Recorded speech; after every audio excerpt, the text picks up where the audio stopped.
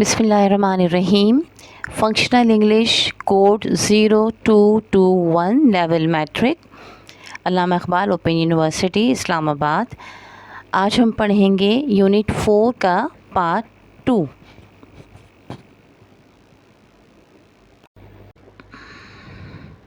Unit 4 part 2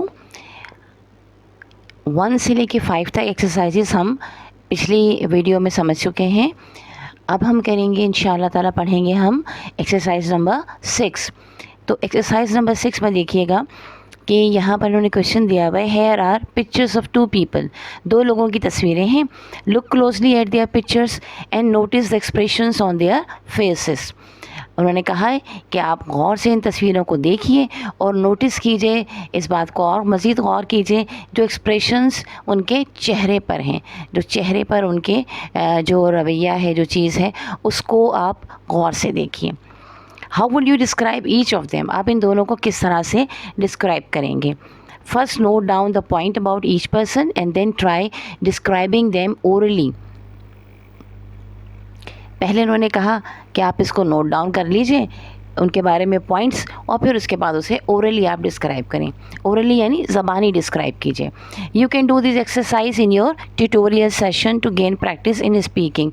ये exercise असल में आपको इसलिए दी गई है ताकि आप अपने ट्यूटोरियल सेशन में इसको करें और फिर आपको बात करने की एक सलाहियत जो है वो आपके अंदर आए, गुफ्तगू करने की, अंग्रेज़ी में बात करने की। ठीक है, अच्छा, अब जो पॉइंट्स उन्होंने कहा है तो वो हमने आपके लिए पॉइंट्स लिख दिए हैं। अभी देखें, जो आदमी की तस्वीर है तो उसको देख के लगता है कि ये शख्स डिप्रेस है, उदास है, मिडिल एज है, अधेड़ उम्र का आदमी है, फैट मैन है, थोड़ा मोटा भी है, बिग राउंड नोज़ है, मोटी सी नाक है उसकी, और बीडी आइज़ है, आँखें छोटी छोटी सी हैं। ठीक है, तो पहले हम डिस्क्रिप्शन जो हमने आपके लिए लिख दिया है यहाँ पे, हम उस डिस्क्रिप्शन को हम देख लेते हैं कि वो क्या है। ठीक है, हमने लिखा है the man shown in this picture appears to be middle aged. जो आदमी इस तस्वीर में दिखाया जा रहा है वो दरमियानी उम्र का लगता है, यानी अधेड़ उम्र का लगता है। With a slightly disabled appearance and a sombre expression. अब कुछ उसकी जो शक्ल है, जो उसका अपीयरेंस है, जो ज़ाहिर है उसका, वो कुछ थोड़ा सा जो है वो उदास सा लग रहा है और कुछ बेतरतीब सा है। His face is marked by deep lines and a furrowed brows। अब उसका जो चेहरा है उसके ऊपर डीप लाइन्स है। अक्सर आपने देखा होगा लोगों के चेहरों पर लाइंस पड़ी हुई होती हैं, पेंसिल की लाइन नहीं, वो जो स्किन से लाइंस पड़ जाती है ना वो, और फरोज़ हैं यानी गड्ढे से पड़े हुए हैं। सजेस्टिंग वरी ऑफ फटीग, और जिससे ये महसूस होता है कि या तो वो शख्स परेशान है, परेशानी में जैसे इंसान अपने चेहरे को सुकेड़ लेता है, झुर्रियाँ सी पड़ जाती हैं, उस तरह का, या फिर वो बहुत थका हुआ है। हिज टॉसल्ड हेयर एड्स टू, और उसके जो बिखरे हुए बाल हैं वो मज़ीद इजाफा कर रहे हैं to overall impression of someone burden by thoughts और इमोशन। वो और इजाफा कर रहे हैं इस बात में, किसी ऐसे शख्स के इम्प्रेशन में, यानी हमें ये ज़ाहिर करने में कि वो कोई ऐसा शख्स है जो कि बहुत ज़्यादा बोझ तले दबा हुआ है अपने सोच की और अपने जज्बात की। He is dressed in a loose fitting button up shirt with a pocket on the left side. उसने जो कपड़े पहने हुए हैं वो, उसका ड्रेस कैसा है, लूज़ फिटिंग वाला है, यानी टाइट कोई कपड़े नहीं है, लूज सी फिटिंग है, और बटन्स उसने ऊपर तक लगाए हुए हैं, पॉकेट उसके लेफ़्ट साइड पर है। एंड इस पोस्चर इज स्लाइटली हंच्ड, और जैसे कि वो बैठा हुआ है वो थोड़ा सा हंच, कुबड़ा होकर बैठा हुआ है, यानी थोड़ा सा साइड में दबा हुआ है, यानी एक शोल्डर उसका ऊपर उठा हुआ है और एक शोल्डर उसका जो है वो नीचे दबा हुआ है। With his hands hanging at his sides और पॉसिबली टक इनटू हिज पॉकेट, और उसके शोल्डर जो हैं वो दोनों लटके हुए से हैं। शायद हो सकता है कि क्योंकि हमारे पास पूरी तस्वीर नहीं है, आधी तस्वीर है, तो हो सकता है कि उसने वो हाथ अपनी पॉकेट में डाले हों, इस वजह से ऐसे लग रहे हों। The sketch is done in a simple monochrome style.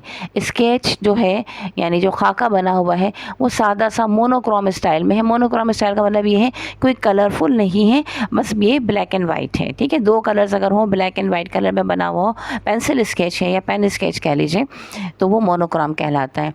Using rough expressive lines that emphasizes the man's weary demeanor, और उसमें रफ सी लाइन्स उसमें खिंची हुई हैं जिससे कि अंदाज़ा होता है कि आदमी का एक जो है वो थका हुआ सा बर्ताव है, एक इंसान निढाल सा होता है ना, उस तरह का।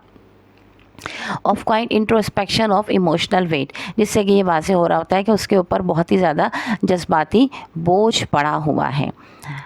अच्छा जनाब, इसके बाद हमारे पास ये देखिएगा कि ये ख़ातून का चेहरा है, ठीक है। अब ख़ातून को हमने देखा और उसके साथ उन्होंने चूँकि कहा कि आपने वो कुछ वर्ड्स भी लिखने हैं, तो हमें देखकर लगा कि ख़ातून जो है वो चूँकि मुस्कुरा रही हैं तो हैप्पी हैं और अर्ली 30s में हैं, यंग ख़ातून हैं, स्लिम एंड स्मार्ट हैं, वाइट ब्राइट आइज़ हैं, बड़ी बड़ी माशाल्लाह खुली खुली आँखें हैं उनकी और स्ट्रेट नोज़ है, सीधी उनकी बिल्कुल नाक, यानी नाक नक्शा बड़ा प्यारा सा नाक नक्शा है उनका। ख़ातून जो कि इस तस्वीर में दिखाई गई हैं, जो नज़र आ रही हैं, वो अपनी शुरू की अर्ली 30s अवाइल 30 उम्र में लग रही हैं, radiating a sense of happiness and calm through her gentle smile and relax posture. अब उनका चमकता हुआ सा रोशन सा चेहरा है जिसमें खुशी है, सुकून है और एक मुस्कुराहट है, एक नर्म सी मुस्कुराहट है और उनका पोस्चर भी है रिलैक्स्ड है, यानी पिछला वाला जो हमने देखा था परेशान सा शख्स था, तो ये बहुत रिलैक्स्ड हैं। She is depicting with a traditional head scarf draped gracefully over her head and shoulders. अच्छा, वो नज़र आ रही हैं हेड स्कार्फ पहने हुए, जो रिवायती दुपट्टा होता है जिसको उन्होंने लपेटा हुआ है बहुत अच्छे से, ग्रेसफुली, बहुत ही अच्छे तरीके से over her head and shoulder, अपने सर पर और अपने शानों पर, यानी अपने कंधों पर, suggesting modesty and cultural elegance, जिससे कि नज़र आ रहा है कि वो एक बहुत सुगर सी खातून है, बहुत नर्म मिजाज खातून है और कल्चरल एलिगेंस जो हमारे सकाफ़त का, हमारी रिवायत की जो खूबसूरती है वो भी नज़र आ रही है उसमें। Her facial features are distinct and attractive, उनके चेहरे के जो फीचर्स हैं, यानी उनके चेहरे के जो नक़ोश हैं वो बहुत डिस्टिंक्ट, वाज़े हैं और अट्रैक्टिव हैं और वो बहुत ज़्यादा अट्रैक्ट करने वाले हैं, ठीक है, यानी इंसान को अपनी तरफ दिल मोह लेने वाले हैं, तवज्जो अपनी तरफ कर देने वाले हैं। विद वाइड ब्राइट आइज़, और उसके साथ ही उनकी बड़ी रोशन आँखें हैं, that convey warmth and attentiveness, जो कि वार्म, जो उन आँखों से गर्मजोशी और अटेंटिवनेस, यानी वही तवज्जो नज़र आ रही है, and straight nose that adds to her refined appearance, और सीधी उनकी खड़ी नाक है जिससे कि और मज़ीद उनका चेहरा एक फ़ाइन सा लग रहा है। She has a slim and smart figure, और उनकी स्लिम और स्मार्ट फिगर है, देखने से लग रहा है कि वो दुबली पतली सी खातून है, स्मार्ट सी खातून है।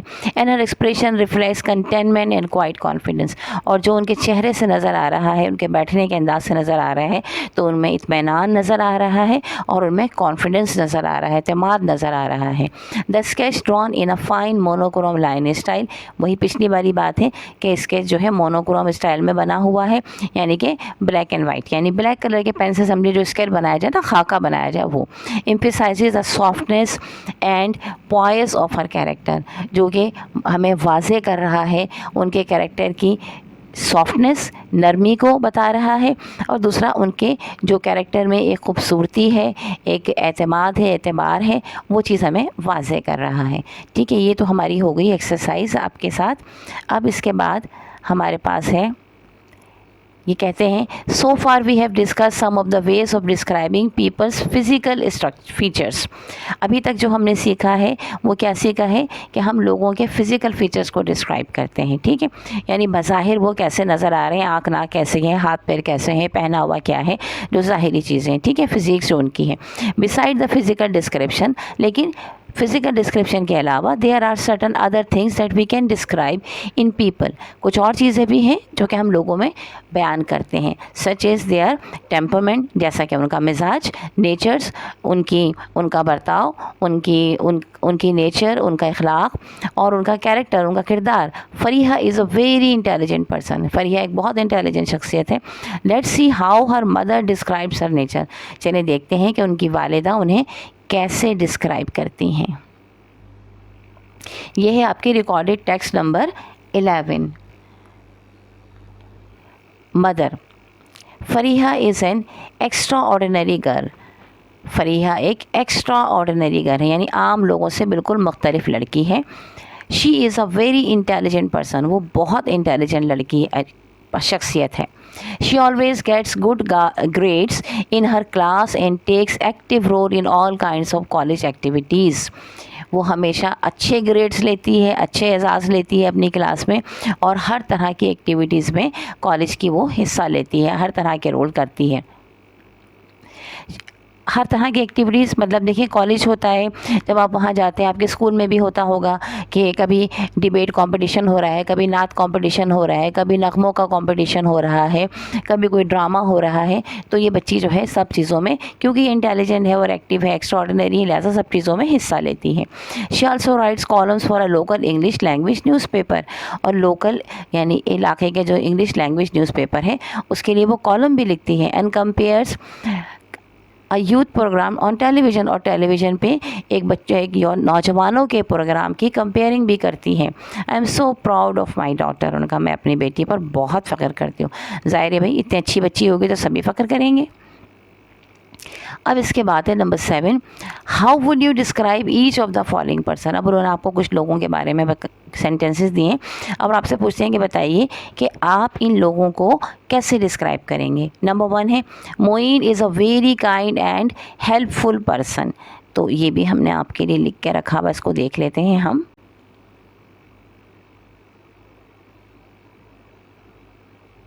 मोइन के बारे में सुनिए।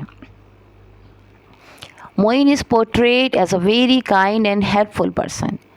मोइन इज़ पोर्ट्रेट यानी मोइन का खाका जो है वो बहुत ही मेहरबान और मदद करने वाले शख्स का है। पोर्ट्रेट की स्पेलिंग मैं आपको बता देती हूँ, PORTRAYED,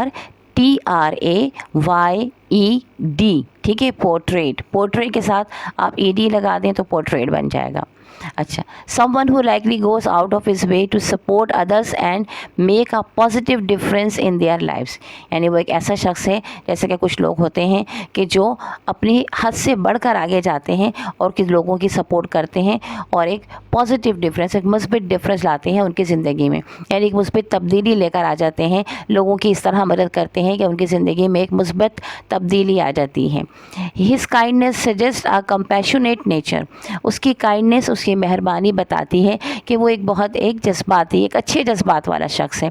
someone who is considerate, ऐसा शख्स जो कि कंसीडर करता है, ख्याल करता है, एम्पैथिक होता है। एम्पैथेटिक यानी इसकी मैं स्पेलिंग पहले बता दूँ आपको, EMPATHETIC, ठीक है। एम्पैथेटिक यानी बहुत ज़्यादा लोगों का ख्याल करने वाला, नरमी बरतने वाला, मिजाज में एक दूसरे का ख्याल कर, केयरफुल बंदा। एंड रिस्पेक्टफुल टुवर्ड्स एवरीवन, और हर एक का वो कि वो इज़्ज़त भी करता है, इंटरेक्ट्स विद, जिस किसी से भी वो मिलता है उसकी इज़्ज़त करता है। Being helpful indicates that Moin is dependable and generous with his time and effort. चूँकि वो मदद करता है, उससे ये ज़ाहिर होता है कि वो डिपेंड करता है, वो इन्हिसार करता है अपनी जेनरॉसिटी पर, यानी दूसरों की मदद करने वाली सलाहियत पर। गनी होना वैसे कहते हैं जेनरस होने को, लेकिन ये है कि ज़ाहिर है आप अपना वक्त किसी को देते हैं, सिर्फ आप अपना पैसा ही तो नहीं देते ना किसी को, आप अपना वक्त भी देते हैं, वो भी आपकी एक कीमती चीज़ है। तो वो अपना वक्त भी देता है एंड एफर्ट्स भी देता है।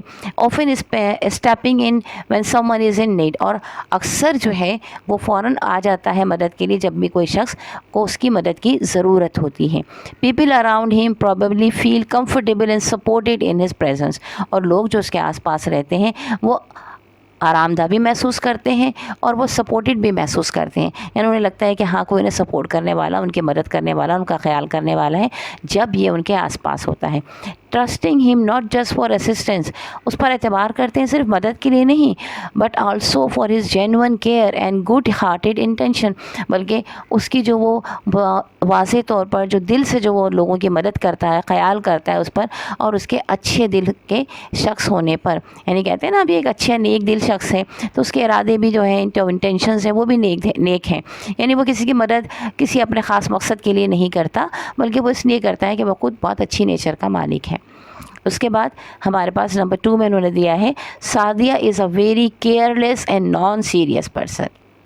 सादिया जो है वो एक बहुत ही लापरवाह और नॉन सीरियस, ना तवज्जो देने वाली, किसी चीज़ के ऊपर बहुत ज़्यादा गौर ना करने वाली जो है वो नॉन सीरियस लड़की है।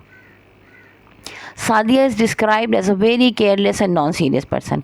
सादिया को डिस्क्राइब किया जाता है, बयान किया जाता है एक बहुत ही लापरवाह और गैर संजीदा लड़की के तौर पर, ठीक है। नॉन सीरियस का सही जो तर्जुमा होगा वो होगा गैर संजीदा। विच suggest that she may often overlook important details और रिस्पॉन्सिबिलिटीज़ इन हर डेली लाइफ, जो ये जाहिर करता है कि वो अक्सर ओवरलुक कर देती है, यानी बेध्यानी में काम करती है, डिटेल्स को नहीं देखती है, जिम्मेदारियों को नहीं देखती है अपनी रोज़मर्रा की ज़िंदगी में। Her careless nature might lead to mistakes or lack of attention to tasks that require focus and commitment. Her careless nature, अब उसकी ये जो लापरवाह तबीयत है इसकी वजह से क्या होता है कि वो गलतियाँ करती है और अटेंशन की कमी की वजह से वो टास्क, वो काम जिसमें कि फ़ोकस करने की ज़रूरत है, गौर करने की ज़रूरत है, कमिटमेंट की ज़रूरत है, उस काम को वो सही नहीं कर पाती है। Being non serious implies that she में, और चूँकि वो गैर संजीदा है लिहाजा ये इम्प्लाई करता है, ये बताता है कि she may not take situation और obligation with the level of seriousness they deserve. वो चीज़ों को, बातों को, मौक़ों को जो है वो उतनी अहमियत नहीं देती, उतनी संजीदगी से नहीं लेती जितना कि वो डिज़र्व करते हैं, यानी जितना कि उनको चाहिए, उन चीज़ों को जितनी तवज्जो चाहिए वो उतनी नहीं देती है। Possibly treating important matters with a casual और इनडिफरेंट एटीट्यूड, मुमकिन तौर पर वो ट्रीट करती है अहम मामलात को बिल्कुल कैजुअल तरीके से, आम तरीके से और इनडिफरेंट लापरवाही से, लापरवाह एटीट्यूड, तरीक़ेकार, उसका रवैये से, लापरवाह तरीके से। एज अ रिज़ल्ट, जिसके नतीजे में others might find it difficult to rely on her for task that demand responsibility और प्रिसिशन। लिहाजा दूसरे लोग ये उस पर रिले करने पर, उस पर एतमाद करने पर मुश्किल महसूस करते हैं, यानी वो नहीं समझते कि उस पर एतमाद किया जाए ऐसे कामों में जिसमें कि ज़िम्मेदारी हो और बहुत डिटेल से, प्रिसिशन, प्रिसाइज, बहुत ही गौर और फिक्र के साथ इस काम को किया जाना हो। Overall, her behavior may reflect a lack of consistency and reliability in both personal and professional setting. और अबव ऑल, जैसे हम कहते हैं ना, मजमूई तौर पर उसके रवैये से ये ज़ाहिर होता है कि उसमें कंसिस्टेंसी नहीं है, यानी तवज्जो के साथ एक काम को करने की वो बात उसके अंदर नहीं है, ना ही रिलायबिलिटी है, ना ही एतबार आप उस पर कर सकते हैं, ना उसकी शख्सियत पर, और ना ही आप उसके प्रोफेशनल सेटिंग पर, यानी अगर प्रोफेशनली वो अपना कोई काम कर रही है तो उसमें भी आप ये नहीं सोच सकते कि वो बड़ी तवज्जो से कर रही होगी, उसमें भी गलतियाँ होंगी, ठीक है। अच्छा जनाब, इसके बाद नंबर 3 है Mrs Rahman is a very jealous person. Mrs Rahman जो है वो बहुत ही हसद करने वाली खातून है। अब इनके बारे में मज़ीद डिटेल अगर हम लिखेंगे तो क्या लिखेंगे, हम लिखेंगे Mrs Rahman is described as a very jealous person. Mrs Rahman को बयान किया गया है एक बहुत ही हसद करने वाले शख्स से। इंडिकेटिंग दैट शी में ऑफन फील इनवियस ऑफ अदर्स, जिससे कि ये ज़ाहिर होता है, ये ज़ाहिर करते हुए कि वो अक्सर लोगों की अचीवमेंट्स, लोगों की कामयाबियाँ, पोजीशन, उनके पास जो चीज़ें होती हैं वो, और उनकी रिलेशनशिप, उनकी दोस्तियों पर, उनके रिश्तों पर जो है वो अक्सर हसद महसूस करती हैं। दिस ट्रेट, ये खूबी, वैसे ट्रेट कहते हैं कोई भी खूबी आपके अंदर हो, चाहे वो कोई भी आदत हो आपके अंदर, चाहे वो पॉजिटिव हो या नेगेटिव हो, suggest that she might struggle with comparison and find it difficult to be genuinely happy for the success और happiness of those around her. This trait, इस आदत से ये ज़ाहिर होता है कि she might struggle with comparison, कि वो कंपैरिजन करना चाहती हैं, वो अपना मुकाबला करना चाहती हैं, और फिर उन्हें मुश्किल लगता है कि वो जेन्युइनली खुश हो जाएं किसी की खुशी से, किसी की कामयाबी से, जो उनके आसपास लोग मौजूद हैं, लिहाजा वो फिर जलना शुरू हो जाती हैं। Her jealousy could lead to negative thought और बिहेवियर। अपनी जेलसी की वजह से, अपनी हसद की वजह से वो नेगेटिव थॉट्स, उनके दिमाग में नेगेटिव बातें आती हैं और उनका बिहेवियर भी जो है वो, उनका रवैया भी, बर्ताव भी नेगेटिव हो जाता है। सच इज़ रिजेंटमेंट, गॉसिप और पैसिव एग्रेसिव एक्शन, यानी कि रिजेंटमेंट आ जाता है। रिजेंटमेंट कहते हैं किसी भी बात को आपने पॉजिटिव नहीं लेना है, बल्कि आपने उससे झगड़ना है, लड़ना है, उसको एक्सेप्ट नहीं करना है, हर चीज़ को रिजेक्ट करना है ना, उस चीज़ को। या फिर आप गॉसिप करते हैं, लोगों के बारे में बातें करना शुरू कर देते हैं, या फिर पैसिव एग्रेशन, एग्रेसिव हो जाते हैं, यानी आप गुस्सा का इजहार करते हैं। ऐसा नहीं कि लड़ाई झगड़ा, हाथ पैर मार कुटाई नहीं करते, लेकिन बहरहाल आप अपनी ज़बान से गुस्सा कर रहे होते हैं। It may also affect her relationship, जिसकी वजह से ये उनके रिश्तों पर भी असर करता है। As constant feeling of rivalry और insecurity can create tension and distance between her and others. अब चूँकि वो मुस्तकिल तौर पर वो दूसरों को अपना दुश्मनी राइवल समझ रही होती हैं और अपने आप को इनसिक्योर समझ रही हैं, तो उसकी वजह से क्या होता है कि खुद उनके अंदर टेंशन पैदा हो गया है और वो डिस्टेंस हो गई है लोगों से, अपने और लोगों के दरमियान एक फ़ासला पैदा हो गया है, उनके और लोगों के दरमियान एक फ़ासला पैदा हो गया है। Overall this description paints a picture of someone whose emotions are often influenced by what others. अच्छा जनाब, ओवरऑल मुकम्मल तौर पर अगर देखा जाए बगौर, तो ये पिक्चर जो है ये ऐसी एक पिक्चर पेंट हुई हुई है एक ऐसे शख्स की जो कि जज्बाती है और उस पर असर हुआ है लोगों की, have rather than focusing on her own growth और कंटेनमेंट, यानी अपने आप पर अपनी उन्होंने कामयाबी के हासिल की है, इस पर अमल करने के बजाय वो दूसरों की बातों पर, दूसरों पर गौर करती हैं। Faisal is a very artistic person. Faisal एक फ़नकार शख्सियत है, एक फ़नकाराना सलाहियत उसके अंदर है। Faisal is described as a very artistic person which suggests that he has a natural talent for creativity and self expressions। Faisal को बयान किया गया है एक फ़नकार है शख्सियत के तौर पर, जो सजेस्ट करता है कि he has a natural talent for creativity and self expression, कि उसके पास एक कुदरती सलाहियत है, तख्लीक़ी सलाहियत उसके अंदर मौजूद है और वो अपने आप को एक्सप्रेस कर सकता है, ज़ाहिर करने की, अपने आप को वाज़ेह करने की। He likely has a strong appreciation for beauty. उसमें बहुत ज़्यादा एप्रिसिएशन है ब्यूटी का, यानी कि खूबसूरती को बहुत ज़्यादा वो अप्रिशिएट करता है, उसकी तारीफ़ करता है। वेदर इन विजुअल आर्ट्स, चाहे कि वो देखने वाले आर्ट्स में हो, म्यूज़िक में हो, राइटिंग में हो और अदर क्रिएटिव फॉर्म्स में, या किसी भी अलग तरह की क्रिएटिव फॉर्म्स में, तकनीकी फॉर्म में मौजूद हो, वो उसको अप्रिशिएट करता है। यानी खूबसूरती चाहे वो म्यूज़िक में मिले, चाहे वो आर्ट्स में मिले, चाहे वो किसी की अच्छी राइटिंग में, किसी अच्छे कॉलम में हो, वो उसको अप्रिशिएट करता है, सराहता है। His artistic nature may be reflected in the way he thinks and approaches problem। उसकी जो फ़नकाराना सलाहियत है वो उस ज़ाहिर होती है उसकी सोच में, और उसकी जो जिस तरह के वो प्रॉब्लम्स को, मसाइल को सॉल्व करता है उसमें, विद इमेजिनेशन, उसके तसव्वुरात में, ओरिजिनलिटी में, जो उसकी तख्लीक़ी सलाहियत है, उसकी अपनी ज़ाती ओरिजिनल, उसकी अपनी एंड अ यूनिक पर्सपेक्टिव, और जो वो एक वाज़े, एक मुख्तलिफ जो है वो पर्सपेक्टिव, अपने ख़याल, अपना इरादा रखता है उसमें। Faisal probably enjoys spending time creating, designing और exploring new ideas। Faisal probably enjoys, आमतौर पर इंजॉय करता है, ज़्यादातर वो खुश रहता है अपने टाइम को क्रिएटिंग में, किसी चीज़ तख्लीक करने में, कोई डिज़ाइन करने में, कोई नई आइडिया निकालने में, लगाने में उसे अच्छा लगता है। He may have a deep emotional connection to his work. उसका अपने वक्त के, अपने काम के साथ जो है बहुत जज्बाती लगाव है, जज्बाती ताल्लुक़ है। People around him may admire his creativity, sense of artistic nature। लोग जो उसके आसपास रहते हैं वो उसकी आर्टिस्टिक नेचर को, उसकी फ़नकाराना सलाहियतों को और उसकी तख्लीक़ी सलाहियतों की तारीफ़ करते हैं। जनाब, ये तो हो गया आपका क्वेश्चन नंबर 7। अब उसके बाद एक बॉक्स में यहाँ लिखा हुआ है reading this description. Read this description, कि इस डिस्क्रिप्शन को पढ़िए। Salim is a clown and works in a circus. Salim एक क्लाउन है और सर्कस में काम करता है। He is short and fat. वो छोटे ख़त का है और मोटा है। With a little belly that makes him look even funnier. उसकी छोटी सी, इसको हम उर्दू में कहते हैं तोंद है, जिसकी वजह से वो और मज़ाहिया लगता है। He is bald and likes to wear colourful hats. वो गंजा है और वो कलरफुल हैट पहनना पसंद करता है, रंग बिरंगे हैट्स जो हैं, टोपियाँ पहनना पसंद करता है। Salim wears a colourful and funny masks on his face. और वो अपने चेहरे पर भी एक रंगीन और फ़नी मज़ाहिया मार्क्स पहनता है। On his face and his job is to make people laugh. और इसका काम लोगों को हंसाना है। He writes his jokes himself. वो अपने लतीफ़े खुद लिखता है। And acts on the stage in such an effective way that people can not control laughing. और स्टेज पर इतने मुतासिर कर देने वाले तरीके से वो एक्टिंग करता है कि लोग हंसे बगैर नहीं रह सकते या अपनी हंसी पर काबू नहीं पा सकते। As a person he is very loving and loves to give presents to children.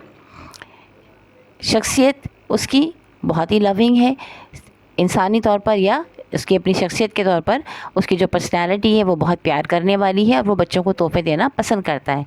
One could see him surrounded by children all the time, और उसे बच्चों से घिरा हुआ हर वक्त देखा जा सकता है। इसके बाद है एक्सरसाइज नंबर 8। पिक आउट दो sentences that describe Salim's physical features and those that describe his personality. अब वो कहते हैं कि ऐसे अल्फाज जुमले इसमें से आप अलहदा कीजिए जो कि उसकी फ़िज़िकल फ़ीचर्स यानी उसकी जो तबई उसकी हालत है उसको बयान करते हैं, और वो जो कि उसकी शख्सियत को बयान करते हैं। तो यहाँ पे इन्होंने ये 2 कॉलम्स बनाए हुए हैं जिसमें से हमने ये 3 जो सेंटेंसेस इसमें से मिले थे वो हमने लिखे हैं। देखिए फिज़िकल डिस्क्रिप्शन में क्या है, he is short and fat with a little belly that makes him look even funnier. ठीक है, यानी उसकी जो है शॉर्ट सी और छोटी सी एक बैली भी है जिससे कि वो पहले से ज़्यादा मज़ाहिया लगता है।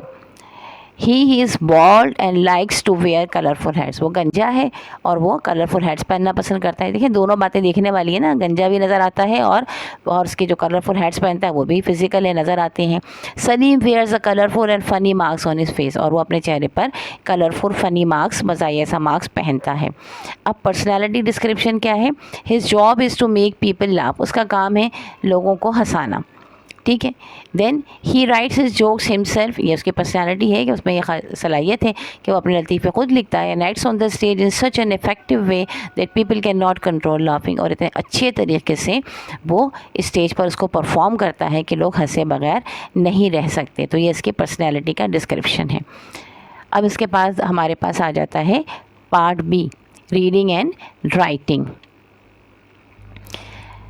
पार्ट बी में है, not many years ago there were a lot of young people who used to search for pen friends from around the different countries in the world.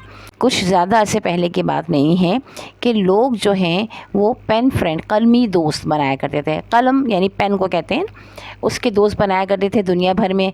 यानी पहले जैसे ये फेसबुक अभी है तो अब फेसबुक पे आप इंटरनेट के थ्रू बना रहे होते हैं। पुराने ज़माने में लोग ख़त लिखा करते थे, मैगज़ीन में कॉलम्स होते थे कि लोग अपने एड्रेस वगैरह दिया करते थे कि भाई हम दोस्त बनाना चाहते हैं, हम बात करना चाहते हैं आपसे, तो लोग फिर उनको ख़त लिखा करते थे। तो लिहाजा ये उसी ज़माने की पेन फ्रेंड की बात की जा रही है। Then have you ever heard of this term pen friend. अब आपसे पूछते हैं कि आपने कभी ये टर्म पेन फ्रेंड सुनी है। Well, pen friends are those friends that we know through letters and have not met. Pen friend वो दोस्त होते हैं वो जिनको हम जानते हैं ख़तों के ज़रिए और हम उनसे कभी नहीं मिले होते। There may be a lot of people in Pakistan who have pen friends in China, America, France, Italy and Japan etcetera. बहुत सारे लोग पाकिस्तान में होंगे जिनके के पेन फ्रेंड होंगे चाइना में, अमेरिका में, फ्रांस में, इटली में और जापान में वगैरह। Now many people correspond with each other. बहुत सारे लोग कॉरिस्पॉन्ड करते हैं, लिखना लिखाना। ठीक है, लिखने लिखाने के अमल को कॉरिस्पॉन्डेंस कहते हैं। एक दूसरे के साथ through email as well, email भी भेजते हैं एक दूसरे को। Let us read a letter from Faraz to Robert who lives in the United State. कहते हैं चलिए अब फराज का एक लेटर है जो रॉबर्ट के लिए है, वो पढ़ते हैं, जो कि वो उसके जो रॉबर्ट है वो रहता है यूनाइटेड स्टेट में।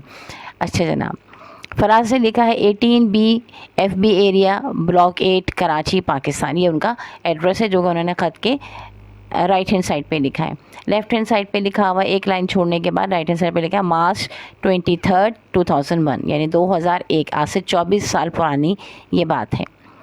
डियर रॉबर्ट, अब वो लिखता है डियर रॉबर्ट, फिर इसके कॉमा है, उसके बाद लिखा है you will be surprise to get my letter. तुम मेरा ख़त में देखकर हैरान हो जाओगे।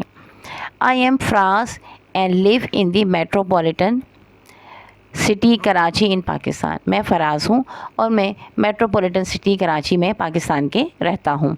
आई have got your address from the pen friend column. In the Young World magazine, मैंने यंग वर्ल्ड मैगज़ीन से पेन फ्रेंड के कॉलम में से तुम्हारा एड्रेस लिया है।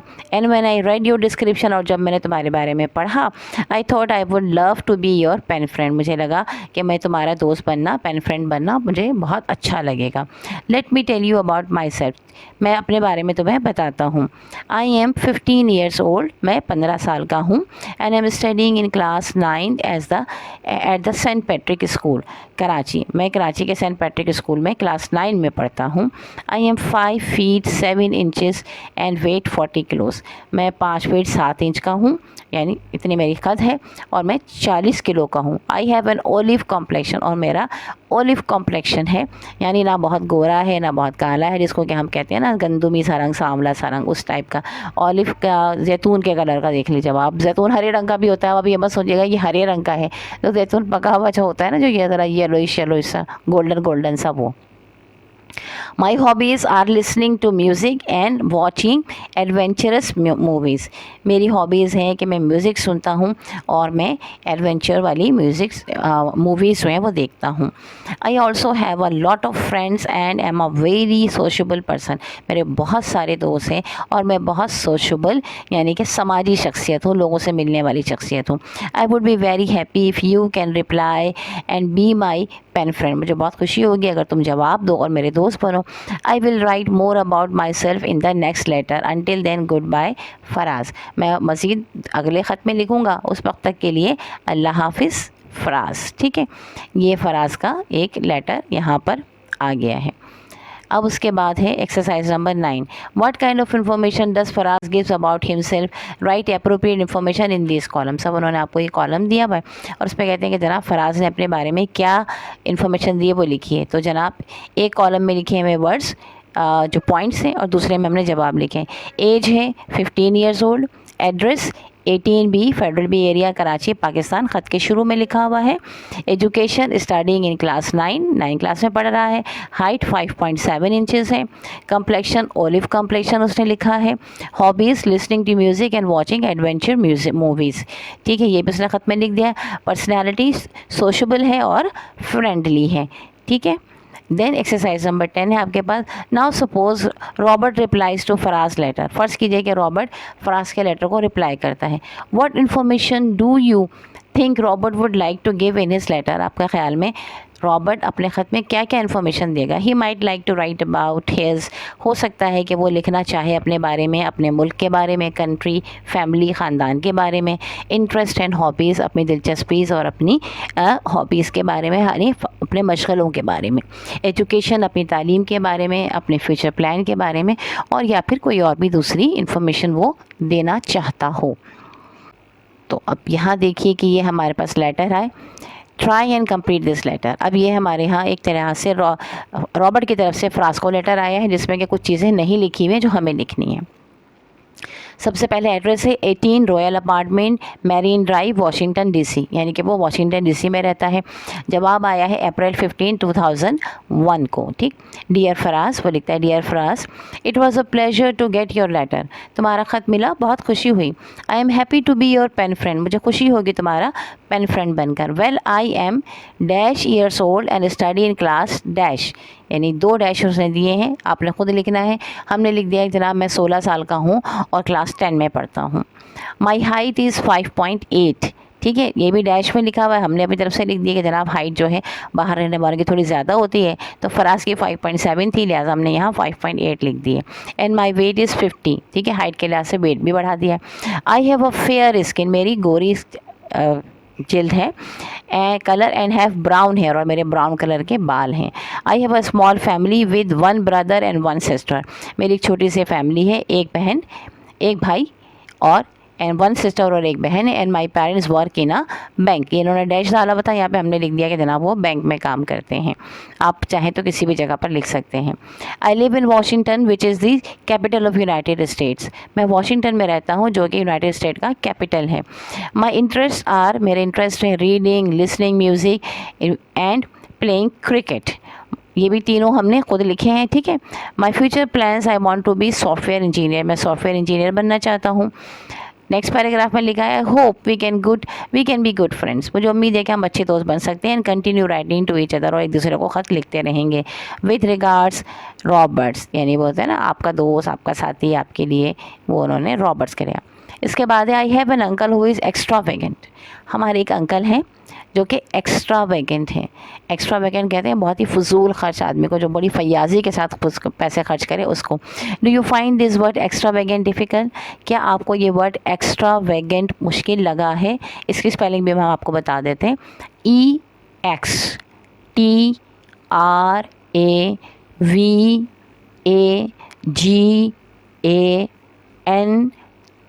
ठीक है, extravagant. Well it is a word to describe a person who spends a lot of money, ये वो लफ्ज़ है जो कि बयान करता है ऐसे शख्स को जो कि बहुत ज़्यादा पैसा खर्च करता है। जैसे हम उर्दू में कहते हैं ना कि बहुत ही फयास है, बहुत, या हम अगर नेगेटिव कहना चाहें तो हम कहते हैं फजूल खर्च है। If I want to convince someone that my uncle is extravagant, merely saying that he is extravagant is not enough, अगर मैं किसी को ये कन्विंस करना चाहूँ, यकीन दिलाना चाहूँ कि मेरे अंकल जो हैं वो बहुत फयास हैं, तो सिर्फ कहने से काम नहीं चलेगा, काफ़ी नहीं होगा। It is important to describe specific things he does which shows that he spends a lot of money, मुझे कुछ ख़ास बातें बतानी पड़ेंगी जो कि वो करते हैं जिससे पता लगेगा कि वो पैसे बहुत खर्च करते हैं। For example I may say that my uncle is extravagant because he, क्योंकि हो सकता है मैं ये कह सकता हूँ कि मेरे अंकल एक्स्ट्रा वेगेंट हैं बिकॉज ही, क्योंकि वो spends money unwisely on buying clothes, वो बगैर सोचे समझे या बगैर दिमाग लगाए, समझ लीजिए समझदारी के बगैर पैसे खर्च कर देते हैं कपड़े ख़रीदने में। Gives expensive gifts to people, लोगों को महंगे तोहफे देते हैं। Goes out at restaurant every day, हर रोज़ किसी न किसी की जगह रेस्टोरेंट में जाके खाना खाते हैं। बाहर जाके खाना महंगा होता है, महंगे तोहफे देने में पैसे खर्च होते हैं, महंगे कपड़े ख़रीदने में पैसे खर्च होते हैं, तो ये सब एक्स्ट्रा वेगेंट ही की निशानी है। एक्सरसाइज 11 है, suppose you have a friend who is careless, फ़र्ज़ करें कि आपका एक दोस्त है जो कि लापरवाह है अपने वर्क में, in her work. What specific descriptive details will you give that can prove that she is careless? आप कौन सी डिस्क्रिप्टिव बयान करेंगे, डिटेल्स वजाहतें देंगे जिससे कि साबित हो कि वो केयरलेस हैं। Add 4 more descriptive details, अब एक डिटेल तो उन्होंने दी हुई, एक पॉइंट उन्होंने दिया, अब आप कहते हैं बाकी के आप लिखिए। Number 1, she frequently misplaces office files, वो अक्सर व बेशतर ऑफिस फाइल्स को मिसप्लेस इधर उधर रख देती है। नंबर 2 हमने लिखा है she is not punctual and comes late to the office, वो पंचुअल नहीं है और ऑफिस लेट आती है, यानी वक्त की पाबंदी नहीं करती। She frequently fails to meet deadlines, और वो अक्सर और बेशतर जो डेडलाइंस है किसी भी काम की, यानी जो हद है कि जिस वक्त तक उसे वो काम कर लेना चाहिए, वो उस पर वो काम नहीं करती है। Her work often contains noticeable errors, उसके काम में अक्सर ऐसी गलतियाँ होती हैं जो कि वाज़ेह होती हैं। Number 5, she does not always follow given instructions accurately, जो इंस्ट्रक्शंस, जो हिदायत दी जाती हैं वो उसको सही से फॉलो नहीं करती है। Read the descriptive details about Mrs Samina Saeed who is a teacher at a local school. अब उसके बाद उन्होंने कहा है कि आप एक टीचर हैं मिसेस समीना सईद, उन जो कि एक लोकल स्कूल में इलाके के स्कूल में पढ़ाती हैं, उनके बारे में आप पढ़िए। Mrs Saeed is a teacher of class 6, Mrs Saeed class 6 की टीचर हैं। She is a very strict teacher and does not allow students to do anything else in the class except study, वो बहुत स्ट्रिक्ट टीचर हैं, बहुत सख्त teacher हैं और बच्चों को पढ़ाई के अलावा क्लास में कुछ भी करने की इजाज़त नहीं देती। She is also very rude and unfriendly, वो बहुत ज़्यादा मकरूर भी हैं और अनफ्रेंडली भी हैं, यानी दोस्ताना भी उनका बर्ताव नहीं है। And criticises her students all the time, और हर वक्त बच्चों को क्रिटिसाइज़ करती रहती हैं, यानी उनके नकाइस निकालती रहती हैं। Mrs Saeed hardly smiles and never ever appreciates और praises her students for the good work they do. Mrs Saeed मुश्किल ही से मुस्कराती हैं और कभी भी तारीफ़ नहीं करती हैं, कभी भी सराहती नहीं हैं अपने स्टूडेंट के अच्छे काम को। On the contrary she is always ready to shout and scold her student for small reasons, और दूसरी तरफ वो हमेशा तैयार रहती हैं चीखने पर, शाउट करना, चीखना, स्कोल्ड करना, डांट डपट करने पर, अपने स्टूडेंट की छोटी छोटी बातों पर, छोटी छोटी गलतियों पर। अब है हमारे पास exercise number 12। What are your guess about Mrs Saeed personality? अब मिसेस सईद की पर्सनैलिटी के बारे में आपके क्या गैसेस हैं? आप क्या क़यास करते हैं? Can you pick out the word that describes her? क्या आप ऐसे अल्फाज इसे पिक कर सकते हैं जो कि उनको डिस्क्राइब कर सकते हैं? तो जनाब बिल्कुल पिक कर सकते हैं। वो है strict, rude, unfriendly, criticises, shout and scold, never smiles, never appreciates. ये तमाम वो अल्फाज हैं जो उनको डिस्क्राइब करते हैं। अच्छा जनाब, इसके बाद एक्सरसाइज नंबर 13 है, जिसके बारे में कहा गया है कि ये इंपॉर्टेंट नहीं है, इम्तिहान में नहीं आती। Write a profile of another teacher who is just the opposite of Mrs Hamina Saeed, जो मिसेस हमीना सईद की बिल्कुल अपोजिट हो। What kind of descriptive details will you like to give that can make the teacher appear different from Mrs Saeed? तो आप कौन सी description देंगे जिससे कि लगेगा कि वो मिसेस सईद से बहुत मुख्तलिफ टीचर हैं?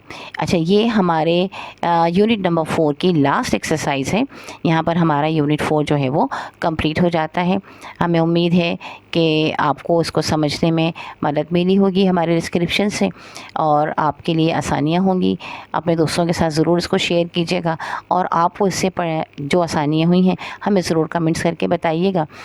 इंशाअल्लाह ताला नेक्स्ट वीडियो में हम आपको यूनिट नंबर 5 की एक्सप्लेनेशन और उसकी एक्सरसाइज का सोल्यूशन जो है वो हम आपको देंगे। तो तब तक के लिए अल्लाह हाफ़िज़। अल्लाह ताला आपको कामयाबी अता फ़रमाए। अल्लाह ताला आपके लिए आसानियाँ पैदा करे। आमीन सुम्मा आमीन।